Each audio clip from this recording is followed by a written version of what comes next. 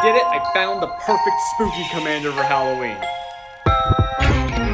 It's that time of year again, and I think a lot of people want to build spooky decks for the season. But with 1/5 of the color pie being kind of just the spooky one, it can feel hard to do anything that feels exceptionally spooky, and not just business as usual. For me, I've never really been a fan of what's scary, but I love Halloween as an aesthetic. Spoopy, you might say. I don't think people say that anymore. While spoopy might seem like a silly mispronunciation of spooky, I've always considered it slightly different. It's not just saying spooky wrong, it's using the spooky aesthetic for whimsy and silliness, and not actually trying to spook anyone. Which leads me to the silly little skeleton boy, Ozox, the Clattering King. I guess that sounded a lot like I was building up to Tiny Bones now that I think about it. But no, Ozox is far sillier to me. It is one of the exclusive legends from the Jumpstart Foundation set. It has basically only alternate art and no base art, and it creates a unique token that has no actual official printing. Very silly indeed. I actually really liked Foundation's Jumpstart from a gameplay perspective, but still find it frustrating in how it exists within Magic's marketing, I guess?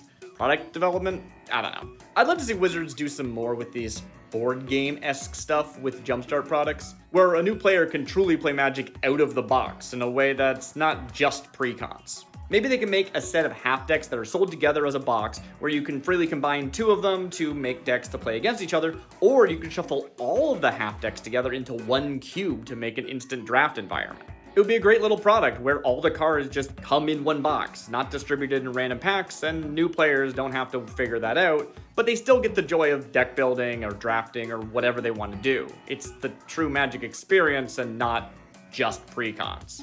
Anyway, that is not important right now. This video is supposed to be about Ozox.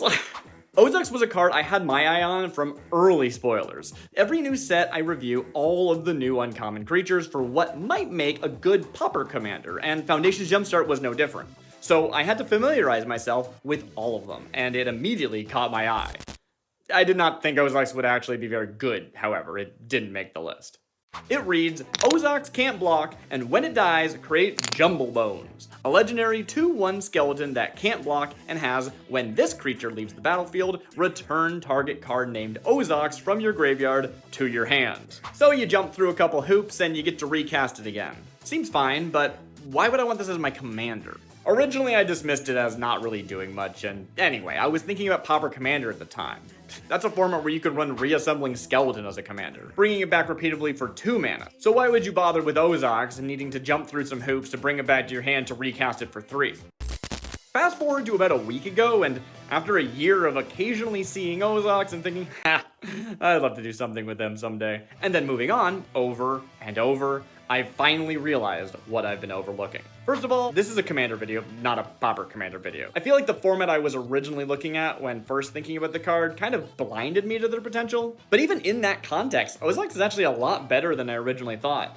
It's a better rate than a Reassembling Skeleton if all you're using it for is pure sacrifice fodder. See, Ozox isn't actually doing much in combat. They can't block, and otherwise they're just a vanilla 3/2. But if we can consistently sacrifice them for value, we can get one use out of their initial body, and another use out of Jumble Bones before recasting them for a mere 3 mana. Reassembling Skeleton may only cost 2 to return, but Ozox gives us 2 bodies to work with.